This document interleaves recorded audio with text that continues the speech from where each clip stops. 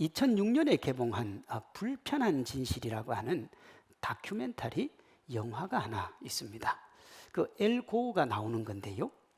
이 영화는 지구온난화로 인해서 우리의 미래가 어떻게 펼쳐질까 하는 걸 그리고 있습니다. 그 지구온난화가 계속되면 극지의 빙하와 만년설이 상당히 녹아가지고 저지대 대도시의 상당 부분이 물에 잠긴다는 거예요. 요즘 가끔 뉴스 보면 부산도 잠긴다 뭐 그런 얘기 나오잖아요. 그 다음에 네덜란드 같은 데는 지도에서 사라질 수도 있다. 그리고 심각한 식수난이 올 거다. 해수면 온도 상승으로 해양 환경이 변해가지고 태풍이 초강력으로 변해서 태풍의 피해가 엄청날 수도 있다. 그러니까 지구를 이렇게 만드는 지구온난화의 주범이 뭐냐? 인류의 변화된 소비 형태의 원인이고 결과인 그 이산화탄소가 증가를 하는 거예요. 미래의 지구를 살리고 우리의 자손들에게 좋은 환경 물려주려면 이산화탄소 배출을 줄여야 됩니다. 그래서 지금 전 세계적으로 그 노력들을 하고 있죠. 누구나 공감을 하고 다른 국가들도 그렇게 하기를 원하는데 또 그걸 요구하는데요.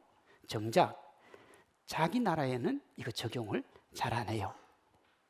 자신에게 적용하는 것이 상당히 불편해서 마주하기가 꺼려지는 것을 불편한 진실이라 그럽니다. 그대로 해야 되는 게 맞아요. 근데 내가 그걸 하기에는 상당히 불편한 거예요. 그래서 그걸 자꾸 뒤로 미루는 거예요. 지구온난화로 인한 암울한 미래를 극복하기 위해서 이산화탄소를 많이 배출하는 공장의 가동을 줄여야 되는데 경제 성장을 이유로 많은 국가들이 그렇게 하지 않습니다. 이 불편한 진실이에요. 이산화탄소를 많이 배출하는 자동차를 적게 타야 되는 줄은 알지만 생활 제약의 불편이 싫어서 우리도 다 그대로 타잖아요. 그것도 환경오염이거든요. 다른 사람이나 정당에 대한 비난의 잣대를 자기에게 적용하지 않는 것도 사실은 여기 속합니다. 내로남불이 대표적이죠. 다른 사람한테는 적용하는데 나한테 적용하기에는 불편한 거예요.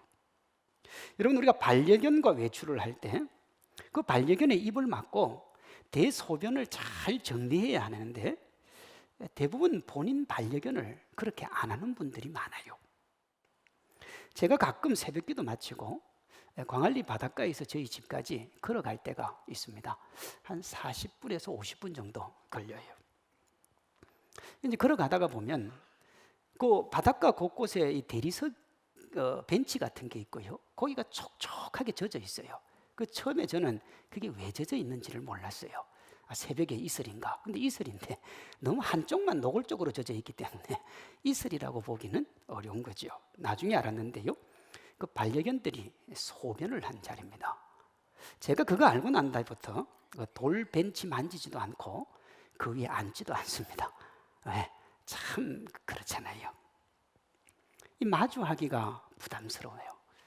안 해야 되는데요. 내 반려견은 예외로 봐주기를 원하는 거죠. 신앙생활에도 마주해야 하지만 마주하기를 꺼려하는 불편한 진실들이 많습니다. 그 중에 우리 시대에 가장 예민한 불편한 진실이 뭐냐 그러면 오늘 우리가 살펴보게 되는 물질에 대한 겁니다. 물질과 관련해서 크리스찬이 마주해야 될 진실이 19절과 24절에 나와요. 너희를 위하여 보물을 땅에 쌓아두지 말라. 오직 너희를 위하여 보물을 하늘에 쌓아두라. 너희가 하나님과 재물을 겸하여 섬기지 못하느니라 그랬습니다. 이게 크리스찬이 물질과 관련해서 마주해야 될 진실이에요. 많은 크리스찬들이 이 진실 마주하기를 꺼려하는 이유가 뭐냐 그러면 재물을 땅에 쌓고 있기 때문에요. 그리고 하나님과 재물을 겸하여 섬기고 있기 때문에 이 진실 마주하기가 참 불편한 거예요.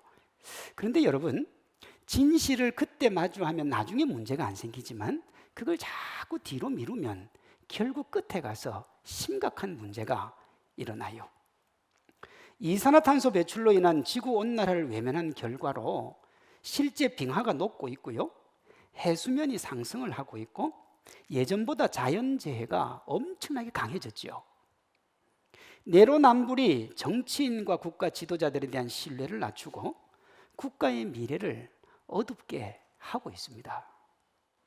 자신을 위해서 재물을 땅에 쌓고 하나님과 재물을 겸하여 섬기면 결국은 우리의 신앙이 병들고 이상해져요. 그걸 디모데전서 6장 10절은 이렇게 말합니다.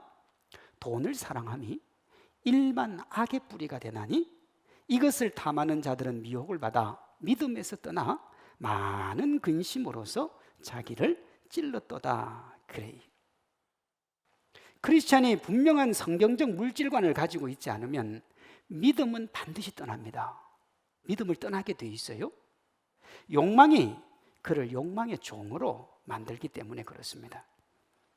디모데전서 6장 10절은 탐심에 이끌려서 믿음에서 떠나고 결국은 자신 또한 고통의 수렁에 빠져든다 그래요. 그것은 물질이 나를 욕망의 노예로 만들어서 그렇습니다. 오늘 우리가 성경적 물질관을 바로 알고 그것을 자신의 것으로 삼아서 물질이 우리의 신앙을 좀먹는 일이 없게 하는 그런 출발점으로 삼으시기를 바랍니다. 그렇게 성경적 물질관 가지는 시간 삼으시기를 바랍니다. 크리스찬이 물질과 관련해서 마주해야 될 진실이 19절, 20절에 나옵니다. 너희를 위하여 보물을 땅에 쌓아두지 말라. 거기는 좀과 동록이 해하며 도둑이 구멍을 뚫고 도둑질하느니라. 여러분 여기 도둑이 누군 줄 압니까? 자기 자신입니다. 그걸 기억하고 계셔야 돼요. 20절요. 오직 너희를 위하여 보물을 하늘에 쌓아두라. 거기는 좀이나 동록이 해하지 못하며 도둑이 구멍을 뚫지도 못하고 도둑질도 못하느니라 그랬어요. 하늘에 쌓고 나면 하나님이 철통같이 지키기 때문에 이걸 누가 훔칠 수도 없고 어떻게 할 수가 없다 그 말입니다. 간단하게 말하면 크리스찬은 세상의 물질을 하나님을 위해서 사용을 해야 됩니다. 이것은 재물의 궁극적인 목적이 우리의 삶을 편안함과 행복으로 채우는 게 아니라 하나님을 섬기는 도구라는 겁니다. 벌써 여기에서 일반 사람들과 그리스도인의 물질관이 나누어집니다.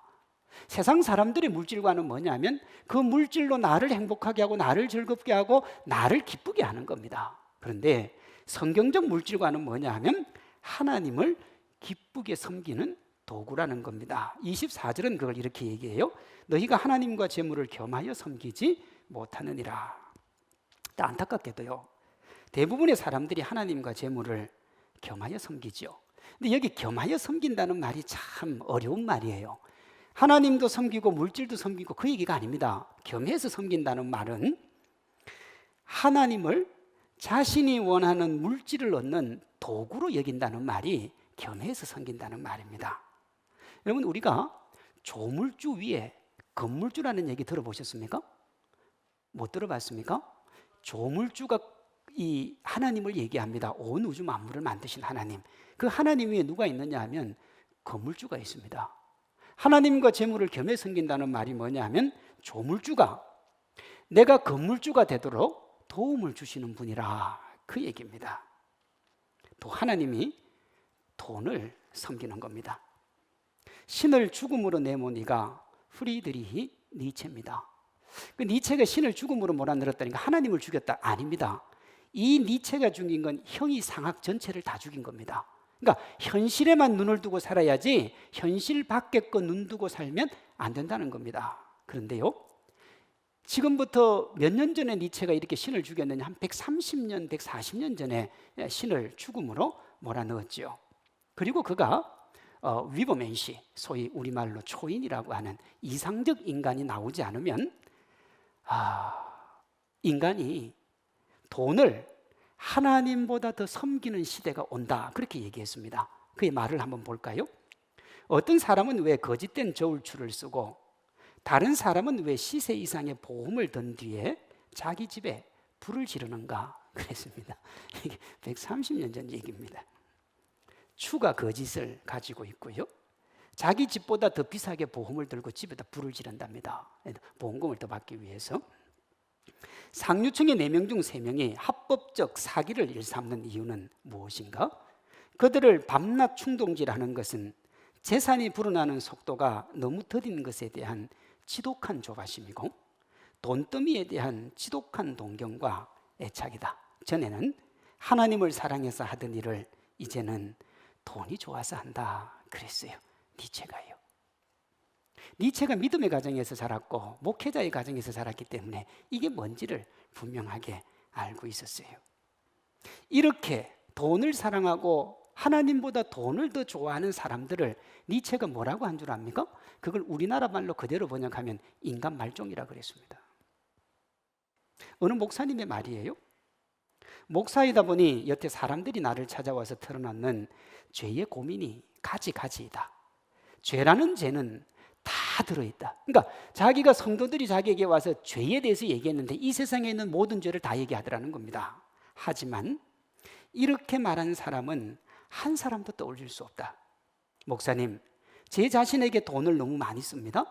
지나친 돈 욕심이 제 영혼과 가정과 주변 사람들에게 해를 끼치는 것 같습니다. 이렇게 얘기하는 죄를 본 적이 한 번도 없다는 거예요. 이 목사님이 누구냐 하면 팀 켈러입니다. 뉴욕의 리디머 교회를 개척을 했고요. 거기 월가의 부자들이 엄청나게 다니는 교회입니다. 수천억에서 수조의 자산가도 그 교회에 있습니다. 근데 목사님이 볼 때 저분은 너무 사치해서 하나님이 싫어할 것 같고 너무 자기 뜻대로 사는 것 같아서 하나님 앞에 큰 죄를 짓는 것 같은데 누구도 자기에게 와서 그게 죄라고 말하는 사람은 아무도 없더라는 겁니다.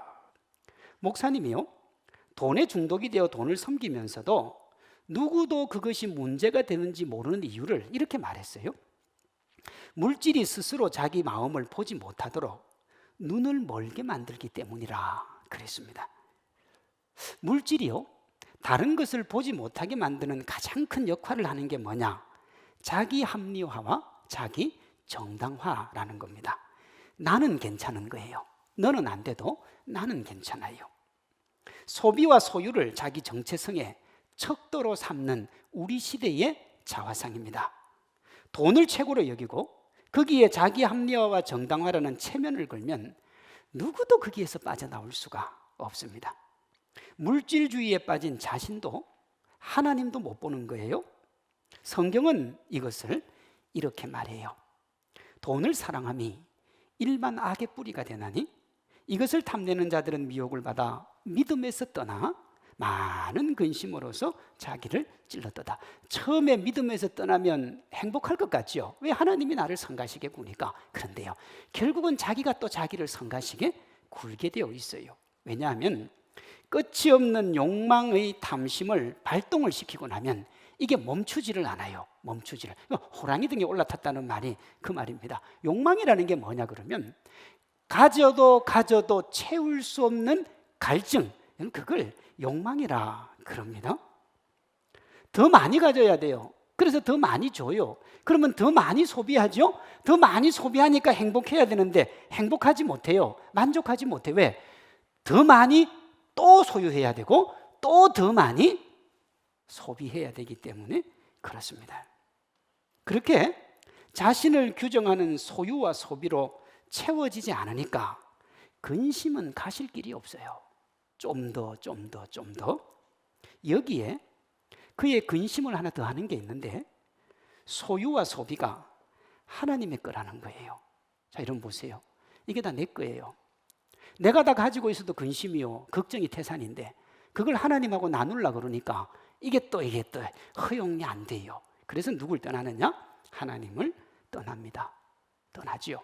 돈이 주인이 되니까요. 그런데 여러분 알고 있습니까? 하나님을 떠나지만 하나님을 못 떠나요. 왜 못 떠나냐면 하나님이 나의 소유와 소비를 채워주는 데 도움이 돼요. 그렇죠?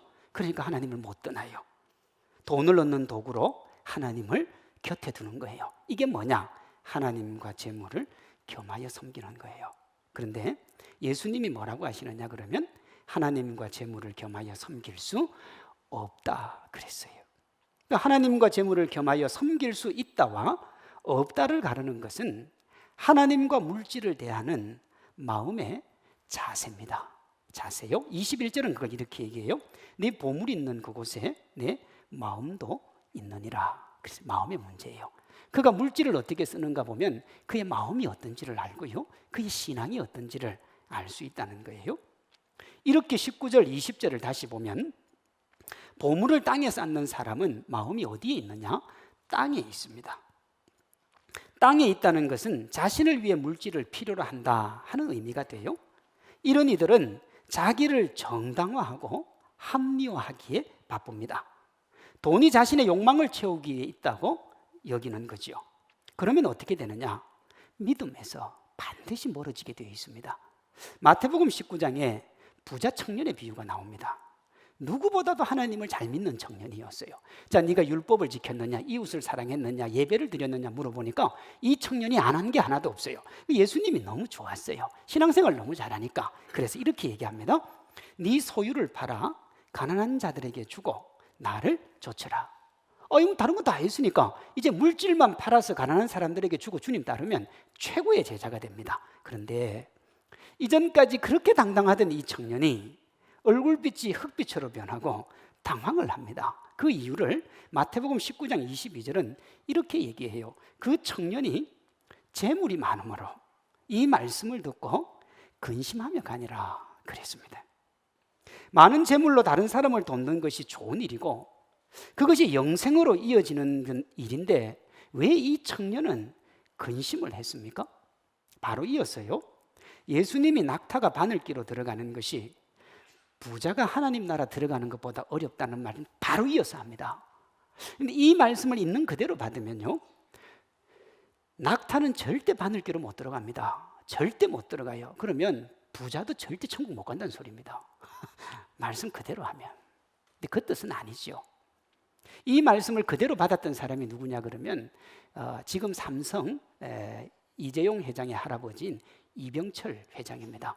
그분이 암으로 죽기 전에 어떤 신부님한테 적은 글 중에 이게 이런 문제가 있습니다. 진짜 부자는 천국 못 갑니까? 이게 이제 죽을 때가 되니까 이게 이제 겁이 났던 거죠. 말대로 하면 그렇지만 의미는 그게 아니고요. 여기 진짜 의미는 뭐냐 그러면 성경적 물질관을 가지고 있지 않으면 부유하든 가난하든 천국 백성 되는 거 쉽지 않다는 얘기입니다. 부유하든 가난하든 똑같습니다. 그 이유를 제가 앞에서 말씀드렸죠. 욕망의 노예가 되어서 욕망 성취를 향해 달려가면서 이룰 수 없는 것에 사로잡혀서 하나님을 절대 못 보기 때문에 그렇습니다. 더 정확하게 얘기하면 하나님을 안 봅니다. 성경은 물질의 대명사로 사용되는 돈에 대해서 돈이 나쁘다고 얘기하지 않아요. 성경 어느 곳을 봐도 보화가 나쁘다거나 그 돈을 정죄한 것은 없습니다. 부자 청년에게도 뭐라고 그랬냐면 그것으로 가난한 사람을 도우라 그랬습니다. 돈 자체는 중립적이기 때문에 적은 것보다는 많은 게 좋습니다. 문제는 돈을 하나님보다 더 사랑하는 겁니다. 디모데전서 6장 10절에 돈을 사랑함이 일만하게 뿌리가 된다는 말을 좀 더 구체적으로 하면 돈을 하나님보다 더 사랑하는 겁니다. 돈을 우상으로 삼는 거예요.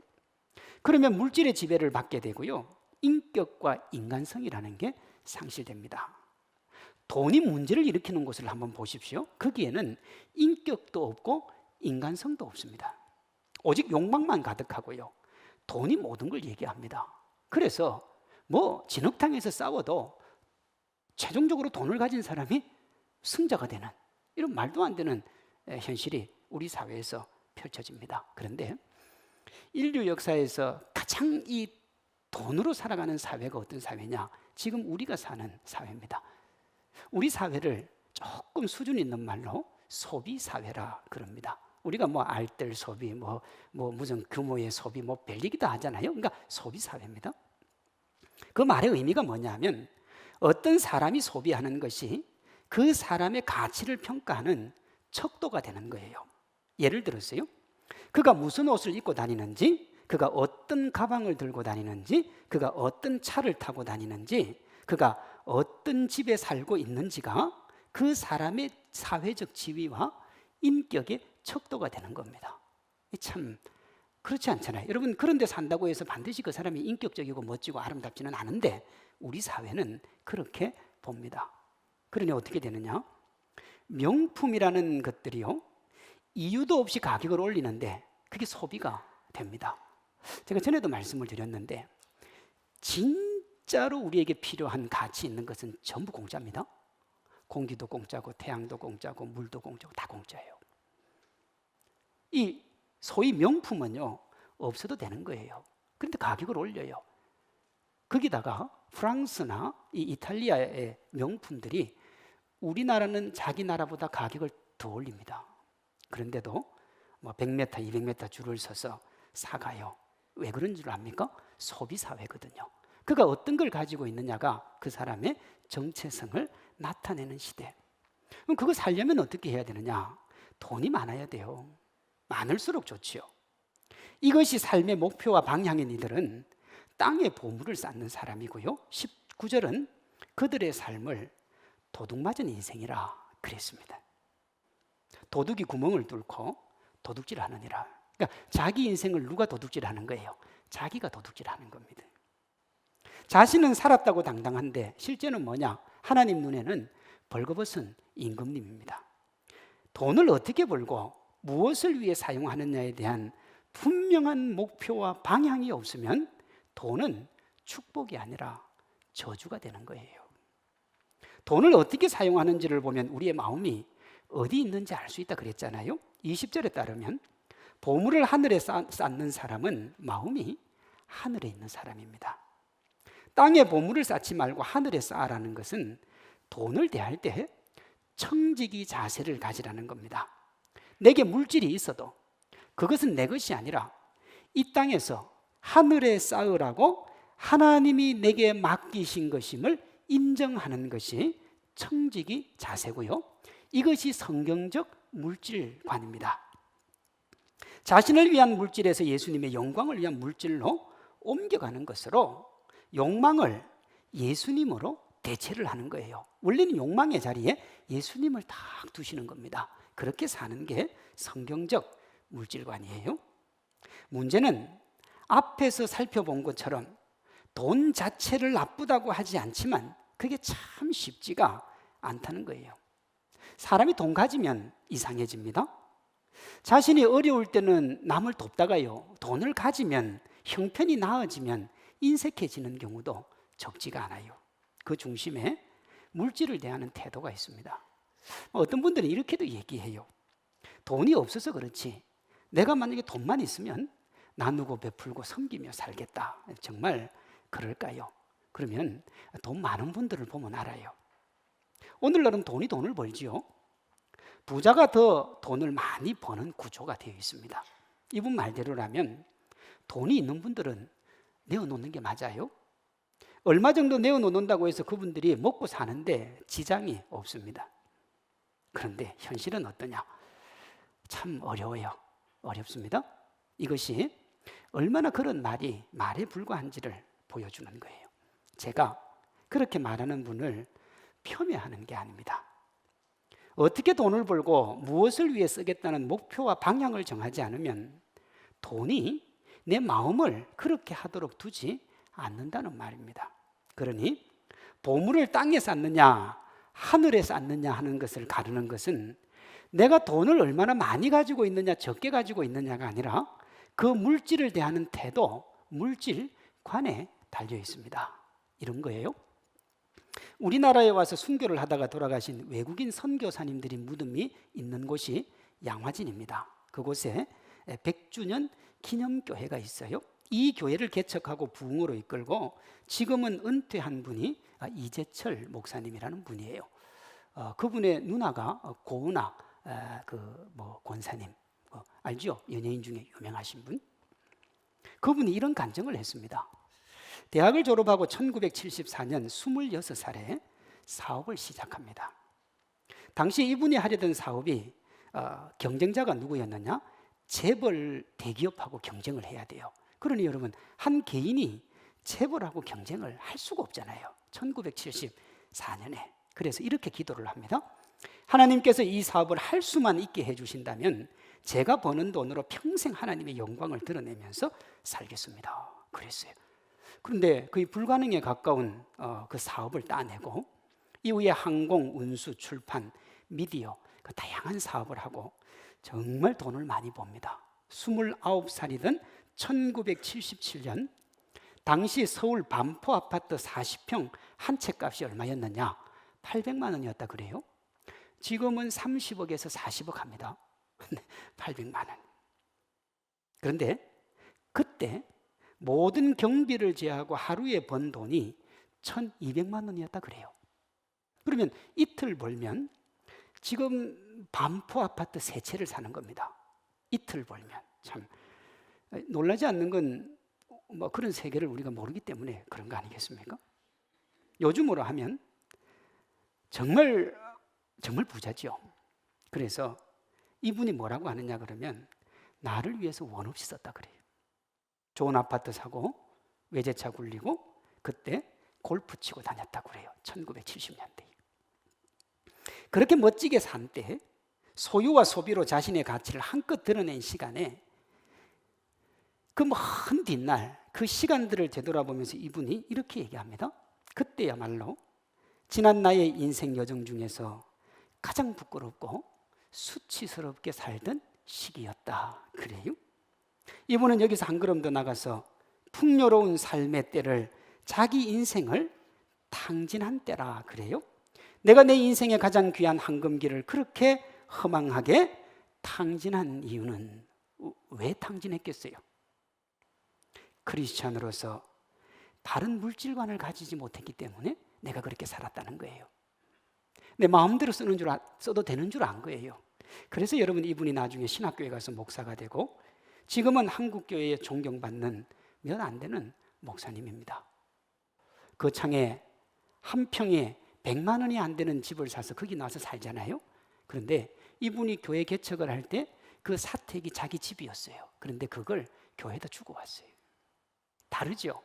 삶의 흔적도 다르고 삶의 궤적도 다르고 다 다릅니다. 뭐가 이렇게 바꾸었느냐 하면 물질관이요. 그 물질을 어떻게 볼 건가 하는 겁니다.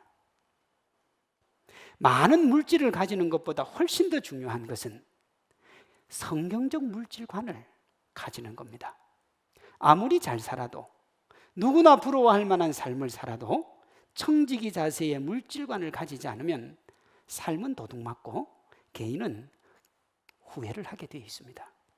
이분의 고백과 모두가 부러워할 삶을 살았음에도 인생의 헛됨과 허망함을 노래했던 솔로몬의 고백이 이를 잘 보여주잖아요. 잘못된 물질관으로 살면 그렇게 됩니다. 솔로몬의 인생을 추구하다가 솔로몬처럼 자신의 삶을 후회하는 그런 서글픈 주인공 되지 않기를 바랍니다. 그런 주인공 되지 않기를 바랍니다. 오늘 우리는 상당히 불편한 진실을 대면하고 있습니다. 하나님과 재물을 겸해서 섬길 수 없다는 거예요. 우리의 욕망을 성취하는데 하나님을 수단이나 도구로 이용하면 안 된다는 겁니다. 24절은 이렇게 얘기해요. 한 사람이 두 주인을 섬기지 못할 것이니 혹 이를 미워하고 저를 사랑하거나 혹 이를 중히 여기고 저를 경히 여김이라. 너희가 하나님과 재물을 겸하여 섬기지 못하리라 그랬습니다. 우리가 예수님의 말씀을 듣고도 주님의 뜻대로 살지 않으면 항상 우리가 하나님과 재물을 겸하여 섬기는, 어쩌면 하나님을 내가 어떤 것을 얻고자 하는 도구로 이용하는 그런 사람이 될 수밖에 없어요. 예전에 한번 말씀드렸던 예화인데 어느 농부의 소가 새끼 2마리를 낳았습니다. 너무너무 기쁘고 즐거워서 집에 와서 아내에게 여보 방금 우리 소가 새끼 2마리를 낳았어. 하나는 하얀 소고 하나는 얼룩송아지요. 우리 이거 잘 키워서 한 마리는 하나님께 드립시다 그랬어요. 이 부인이 신앙이 너무 좋은 여인이라 남편이 하는 말이 너무 마음에 들었던 거예요. 그래 여보, 어느 소를 하나님 앞에 드릴 거예요. 여보, 그거는 신경 쓰지 말고 지금은 어리니까 우리가 잘 키워서 하나님 앞에 귀하게 드립시다. 그렇게 했어요. 그러던 어느 날 남편이 아주 슬픈 표정을 하고 부인에게 왔어요. 여보, 하나님의 소가 죽었어. 이 아내가 기가 차잖아요. 왜? 그때 분명히 누구 소가 하나님의 소냐 그러니까 그건 아직 안 정했으니까 잘 키우자고 그랬는데, 그래서 물어요. 당신 그때 어느 소가 하나님의 소인지 안 정했지 않냐고. 그러니까 이 남편이 뭐라고 하느냐 하면, 그때 내가 마음속으로 하얀 송아지를 하나님의 소로 정했는데 오늘 그 송아지가 죽어버리고 말았어 한 겁니다. 우리가요, 하나님이냐 물질이냐를 먼저 결정하지 않으면 항상 하나님의 소가 죽습니다. 내 소는 불사조예요, 불사조. 절대 안 죽어요. 근데 하나님의 소는 얼마나 비실한지 죽으면 다 하나님 소예요. 참 생각할 거 많은 예화예요. 세상 지식은 알므로 끝나도 되지만 성경의 알면 삶으로 이어져야 돼요. 인생에서 가장 가깝지만 가장 먼 거리가 어디라고 그랬습니까? 머리에서 가슴까지요, 30cm요. 머리로 받기는 받는데 이 가슴으로 내려오는데 평생이 걸린 사람이 있고요, 안 내려오는 사람도 많아요. 삶이 신앙이 된다는 게 그렇게 어렵습니다. 오늘 청지기 물질관을 우리의 삶에 우리가 기본적으로 한번 적용을 해보고 말씀을 마치겠습니다. 물질에 대해서 청지기 자세를 가지고 있음을 보여주는 가장 기본적인 것 두 가지가 매주일 예배 시간에 드리는 주일 헌금과 11조입니다. 주일 헌금은 재작년 12월에 신앙생활의 기본 시리즈 때 우리가 한번 나누었지요. 간단하게 살펴보면 우리가 물질에 대한 청지기 자세를 가지고 있음을 겉으로 보여주는 가장 기본적인 행위가 주일 헌금입니다. 예배가 주인이신 하나님을 하나님으로 인정하는 행위고 그 순서 안에 헌금 순서가 있습니다. 그러니 헌금도 반드시 드려야 되는 예배 중에 하나인 거예요. 그러므로 주일 헌금으로 얼마를 해야 한다고 제가 말할 수는 없지만 신자는 주일 헌금을 해야 됩니다. 우리 교회는 헌금 시간에 바구니를 돌리지 않고 들어올 때 자발적으로 하지요. 그 자발적으로 하는 것은 사람 의식하지 말고 온전히 하나님 의식하고 헌금하라는 얘기입니다. 그런데 그것을 사람이 보지 않으니 안 해도 된다고 생각을 한다면 우리는 그 청지기 의식의 출발에 잘못 서 있는 거예요. 주일 헌금은 청지기의 출발입니다.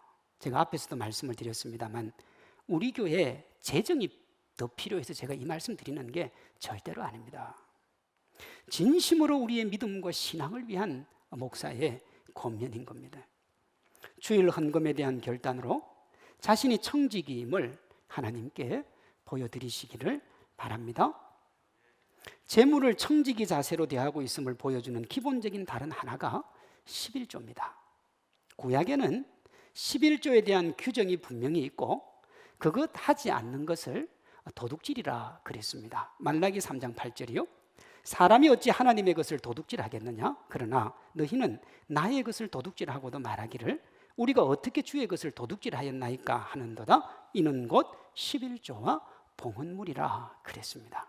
그런데 신약에서는 이 11조 얘기가 구약만큼 명확하지를 않습니다. 그래서 갑론을박이 있습니다. 저도 이것 때문에 이번 주에 책을 참 많이 찾아봤습니다. 그러면서 제가 내린 결론은 크리스찬에게 11조는 하나님의 은혜와 사랑에 대한 최소한의 반응입니다. 최소예요, 최소요. 팀 켈러 목사님은 이걸 이렇게 얘기했어요.